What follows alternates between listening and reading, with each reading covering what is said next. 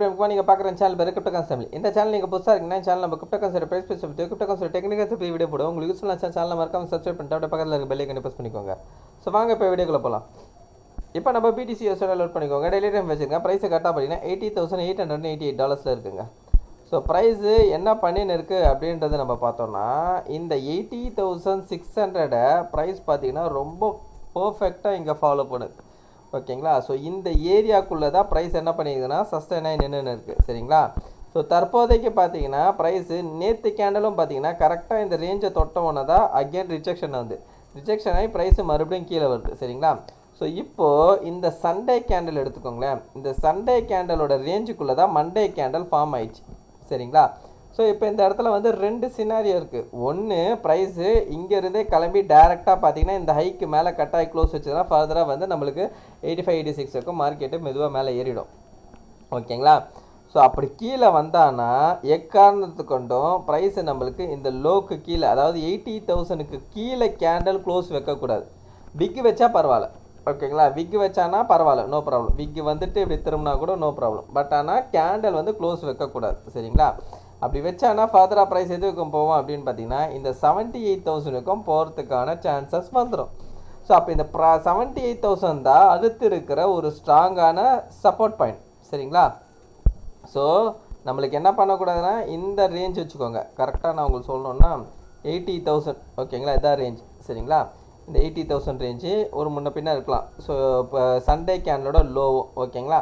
இதுக்கு கீழே வந்து பிக் வச்சுட்டு போகலாம் மேலே. சரிங்களா. அப்போ என்ன ஆகும்னா இந்த சண்டே கேண்டல் கீழே இருக்க ஸ்டாப் லாஸோ மண்டே கேண்டல் கீழே இருக்க ஸ்டாப் லாஸோ ஹண்ட் ஆகிட்டு அகெயின் ப்ரைஸ் மேலே போயிடுச்சுன்னா இதோட இந்த ரேஞ்சை வந்து உடச்சிட்டு ப்ரைஸ் மேலே ஏற ஆரம்பிச்சிடும்.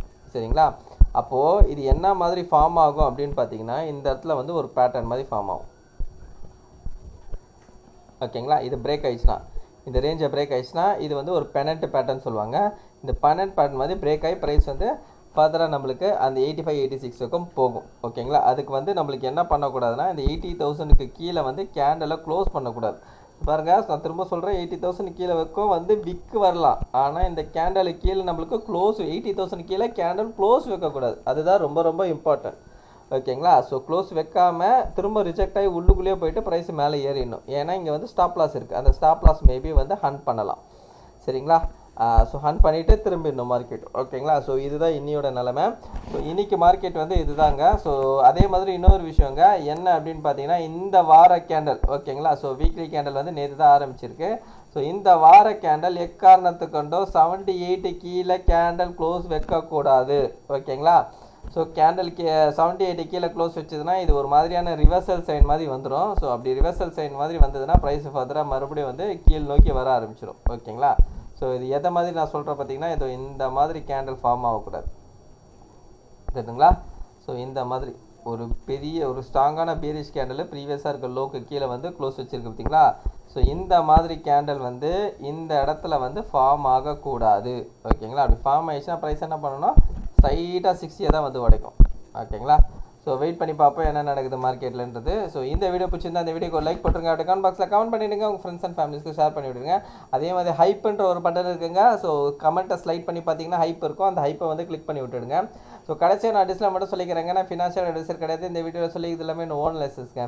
நீங்கள் இன்வெஸ்ட் பண்ணுற பண்ணி நீங்களே ஒரு ஓன் லைஸ் பண்ணிட்டோம் இல்லை உங்கள் ஃபினான்ஷியல் அட்வைஸை கேட்டு டிசைட் பண்ணிக்கோங்க. So thank you every one.